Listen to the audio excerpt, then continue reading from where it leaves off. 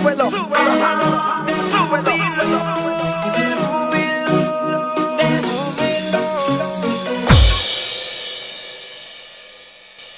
Que Dios le bendiga, mis amados hermanos y amigos. La paz de Dios sea con todos y cada uno de ustedes. Vamos a leer hoy el libro de Santiago, no sin antes saludar a todos nuestros hermanos que nos ven en diferentes países del mundo, los que nos ven aquí en el Perú, en diferentes lugares. Ayer, ya finalizando aquí el programa, nos escribieron de Lima, nuestro hermano Eugenio, que también nos ve. Nos escribió el hermano Otilio por allá por Trujillo. Que Dios me lo bendiga, y a todos los que nos ven y nos escuchan, como por ejemplo Radio Inspiración, Radio Príncipe de Paz, y a todos y a cada uno de ustedes, que Dios le bendiga. Hoy vamos a predicar el tema titulado Guerra entre hermanos, basado en el libro de Santiago, capítulo 4, verso 1, guerra entre hermanos. Santiago capítulo 1, verso 4 dice, con la bendición del Padre, del Hijo y del Espíritu Santo. ¿De dónde vienen las guerras y los pleitos entre vosotros? ¿No es de vuestras pasiones las cuales combaten en vuestros miembros? Codiciáis y no tenéis, matáis y ardéis de envidia y no podéis alcanzar, combatís y lucháis, pero no tenéis lo que deseáis porque no pedís. Pedid y no recibid, porque pedí mal para gastar en vuestros deleites. Amén. Padre, gracias en el nombre de Cristo Jesús. Toda la gloria es para ti, Dios mío. Gracias, Padre, Hijo, Espíritu Santo. Amén y amén. Alabado sea Dios. Guerra entre hermanos. Dios hizo al hombre para que el hombre viva en paz, en compañerismo, en armonía, el uno con el otro. ¿Cuándo comienzan las guerras entre hermanos? ¿Cuándo comienza este conflicto donde uno quiere ser más grande que el otro? ¿Cuándo comienza esto de que uno quiere ser superior al otro? ¿Cuándo comienza todo a surgir todo este conflicto entre hermanos? Comenzó en el huerto del Edén, cuando Abel se presentó delante de Jehová Dios y presentó una ofrenda con todo su corazón. Una ofrenda que estaba envuelta, hermanos, con amor, lo mejor para Dios, con todo su corazón para el Señor. Caín, hermano mayor de Abel, también se presentó ante Dios a dejar una ofrenda. Pero el corazón de Caín no era bueno. Y como el corazón de Caín no era bueno, la ofrenda tampoco era buena. Porque todo lo que usted y yo hagamos para Dios, si no va hecha con el corazón, ante los ojos de Dios, eso no sirve. Usted podrá dar muchas cosas, quizá que cuesten mucho, pero si en esa ofrenda no va su amor, si usted no lo hace con alegría, si usted no lo hace para que Dios sea exaltado, si usted no lo hace para glorificar a Dios, si usted lo hace para que la gente lo alabe a usted, para que la gente lo exalte a usted, para que la gente lo aplauda a usted, si usted lo hace esperando algún reconocimiento por lo que usted está haciendo o dando, Dios no se agrada de eso. Pero si usted la da con el corazón, le agradezcan o no, lo tomen o no en cuenta, que usted lo hace solamente para la gloria de Dios usted recibirá recompensa.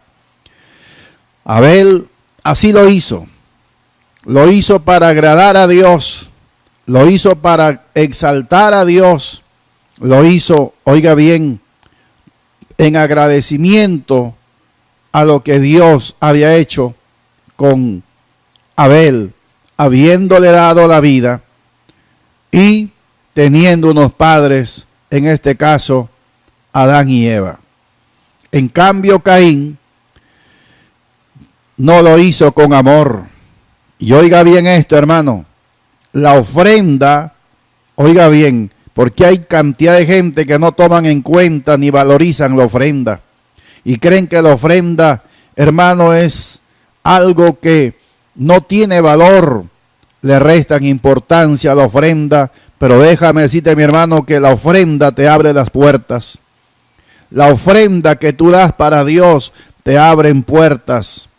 Las puertas de la bendición de Dios, la puerta de la prosperidad de Dios.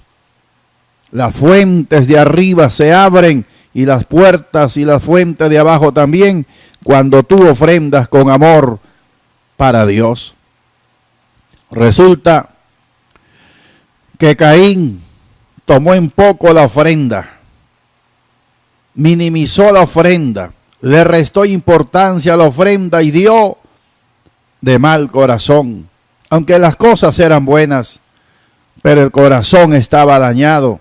Y como el corazón estaba dañado, la ofrenda fue dañada. La Biblia dice que Dios vio con agrado la ofrenda de Abel, mas no así la ofrenda de Caín.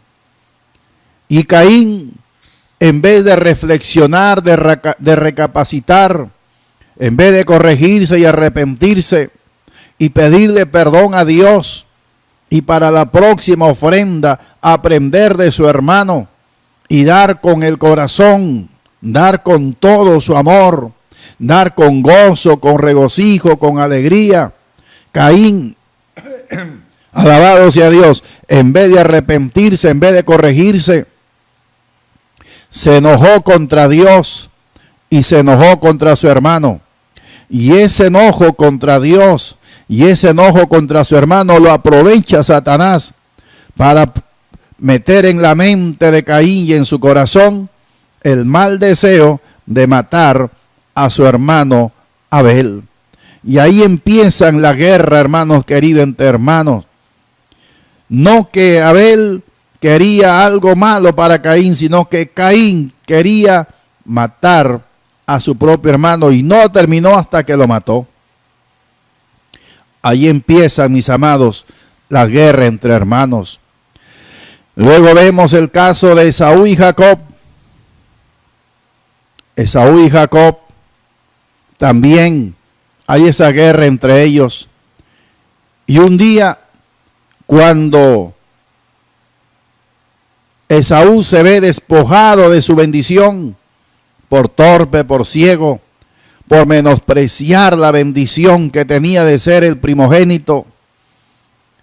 Hermano, cuando se dejó quitar la bendición y cuando él reacciona, pero en vez de reaccionar para bien, entonces resulta que él cuando reacciona se da de cuenta que ha perdido la bendición y en vez de arrepentirse, en vez de humillarse ante Dios, agregó pecado a su pecado y dijo: vendrán los días de luto de mi padre, llegará el día en que mi padre se muera y yo voy a matar a Jacob, yo voy a acabar con la vida de Jacob, lo voy a matar por la bendición que él me ha quitado. Y empieza, hermanos amados, Esaú a esperar el momento para matar a su hermano Jacob. Guerra entre hermanos. Luego vemos también la guerra entre hermanos entre este hombre llamado Ismael, hijo de Abraham, e Isaac. Ismael era el mayor, Isaac era el menor, los dos hijos del mismo padre, pero de diferentes madres. Y resulta que Ismael comenzó a maltratar a Isaac. Lo golpeaba, lo maltrataba, se burlaba de él, lo insultaba, le decía cuantas cosas quería, e Isaac tranquilo. Isaac soportaba todo eso, hasta que llegó el momento en que Dios habló y le dijo a Abraham que sacara de su casa a su esposa, o sea, su concubina, Agar y a Ismael. Y Abraham tuvo que obedecer y sacar de su casa a Agar y a Ismael. Hermano, siempre ha habido esa guerra entre hermanos. Por eso que hasta hoy, allá en el Medio Oriente, por ejemplo, entre Israel y los árabes, siempre hay esa pelea. Los árabes que vienen de Ismael y que son millones y millones de árabes. Israel que viene de Isaac, que es un pueblo pequeño, pero que es el pueblo elegido de Dios. Usted ve que así como en la antigüedad Ismael peleaba con Isaac, hoy los árabes se abalanzan sobre los judíos tratando de eliminarlos, y se unen los Irak y se unen medio mundo, mundo y medio, tratando de acabar con el pueblo judío. Pero como ya se ha dicho en este programa y en otros, nunca podrán acabar con Israel, porque Israel es el pueblo elegido de Dios, es la niña de los ojos de Jehová. ¿Cuándo o a dónde vemos otra escena de guerra entre hermanos? Acordémonos cuando David acaba con la vida de Goliat. Cuando ese filisteo había estado desafiando al pueblo de Israel y nadie quería luchar contra ese gigante, pues le tenían miedo. Viene David, acaba con Goliat, los soldados israelitas se abalanzan, hermanos queridos, y acaban con el ejército filisteo. Cuando regresa el ejército comandado por Saúl al pueblo, las jóvenes comenzaron a cantar: Saúl hirió a sus miles, David a sus 10,000. Y dice la Biblia que Saúl, que el rey Saúl no quiso o no vio con buenos ojos desde ese momento a David. Y dijo Saúl: oye, a mí me dan miles y a él le dan 10,000, no le falta más que el reino. Y desde ese momento Saúl comenzó a tramar cómo acabar con la vida de David, porque lo consideraba su enemigo, lo consideraba, hermanos queridos, un problema para su reino. En vez de alegrarse y de contentarse, entonces desde ahí comenzó Saúl a mirar con malos ojos a David. Otra escena vemos en Juan capítulo 7, cuando Jesucristo mismo no era bien visto por sus hermanos. La Biblia dice que ni aún sus hermanos creían en él. Otra escena, volviendo la Biblia, nos vamos al libro de Génesis, cuando José era despreciado, odiado, aborrecido por sus propios hermanos, y que los hermanos de José no veían la forma de cómo acabar con José hasta que lo vendieron a los madianitas, y así pensaron ellos que se estaban deshaciendo de José. Guerra entre hermanos. Y esto no ha acabado, eso continúa. Por eso es que hasta en el día de hoy, los predicadores, nosotros los siervos de Dios, en vez de estar predicando el santo evangelio de Jesucristo, nos estamos atacando los unos a los otros. Este me ataca a mí, yo lo ataco a él, el otro ataca a este, el otro ataca a aquel. ¿Y sabe quién gana ventaja? Es el diablo, que el Señor lo reprenda. ¿Por qué? Porque sencillamente no hemos entendido la visión y cada uno busca su propio parecer. Yo quiero que todos hagan como yo hago.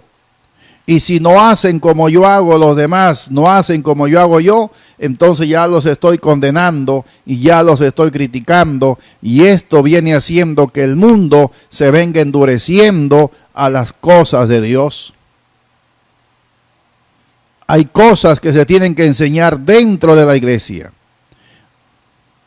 Los medios de comunicación, la radio, la televisión, las campañas en las calles, en los estadios, en los coliseos, son para evangelizar, para hacerle ver al mundo que no hay salvación solamente en Jesucristo. Como dice la Biblia en el libro de Hechos, capítulo 4, verso 12, cuando Pedro el apóstol dijo: y en ningún otro hay salvación, porque no hay otro nombre bajo el cielo dado a los hombres en el cual podamos ser salvos, solamente en nuestro Señor Jesucristo. El evangelio es uno, las falsas doctrinas son otras. Las falsas doctrinas, los que enseñan contrario al evangelio, eso es otra cosa. Pero entre nosotros los evangélicos tiene que reinar el amor. Acuérdese que Jesucristo dijo: en esto conocerá el mundo que son mis discípulos, cuando os améis los unos a los otros. Pero resulta que hay canales de televisión y estaciones de radio donde un predicador predica en un horario. Cuando sale él, el que sigue comienza a atacar lo que el otro habló. Al otro día viene el otro y atacó al que dijo algo en contra de él el día siguiente. Y así estamos. Por eso, mis amados hermanos, ministros de Dios, pueblo de Dios, iglesia del Señor, presentemos a Jesucristo. Así como Moisés levantó la serpiente en el desierto, así es necesario que el Hijo del Hombre sea levantado. Por ejemplo, este ministerio Luz del Mundo es muy atacado. Nosotros hacemos danza, porque la danza está escrito aquí en la palabra. La Biblia dice que cuando Israel salió de Egipto, tenían motivos por qué gozarse. Y el gozo se expresa, el gozo se manifiesta. Así como el amor no solamente son palabras, sino que son hechos, son manifestaciones. También el gozo, la alegría, el regocijo se manifiesta con saltos, con brincos. Eso lo hicieron cuando salió Israel de Egipto rumbo hacia cuando salió Israel, claro, de Egipto rumbo a la tierra prometida, encabezado después de Dios por Moisés. Las mujeres danzaban, tomaron sus panderetas, comenzaron a danzar y a danzar. Había motivo de estar contento. Cuando David y era rey y bendijo al pueblo, lo despidió y les dio comida y el pueblo se fue contento. Él danzaba y brincaba y saltaba de contento, de gozo en la presencia de Dios. Cuando Pedro y Juan oraron por el paralítico que estaba al templo de Hermosa en la puerta, y Dios sobre el milagro, el paralítico de gozo, de alegría, de contentamiento, entró al templo brincando y saltando y danzando, y Pedro no se lo impidió. Dejó que el hombre entrara al templo brincando y saltando de gozo, porque Cristo había hecho un milagro en su vida. La Biblia dice: alabad a Dios con pandero, con danza, con címbalo resonante, que todo lo que respira alabe a Jehová. Dice en el libro de los Salmos: mas los justos se alegrarán, se gozarán y saltarán delante de Dios y se gozarán de alegría. Entonces, por eso nosotros danzamos.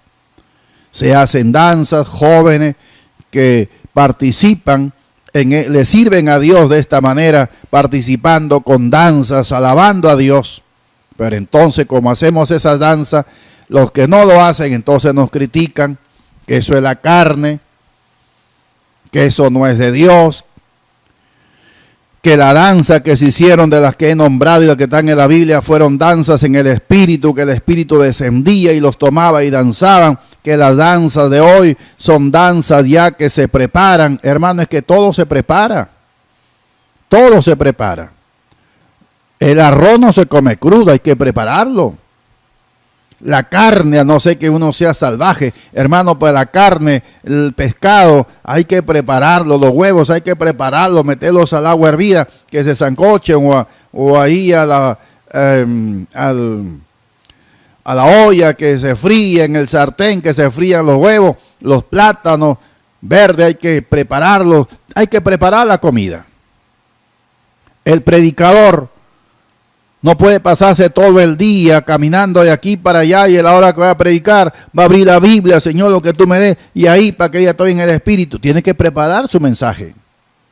Tiene que pedirle a Dios dirección, Señor, cuál mensaje. Y cuando Dios le dé el mensaje, entonces uno tiene que preparar el mensaje. Llevar, hermano, este es el mensaje que Dios nos ha dado, pero tiene que prepararse.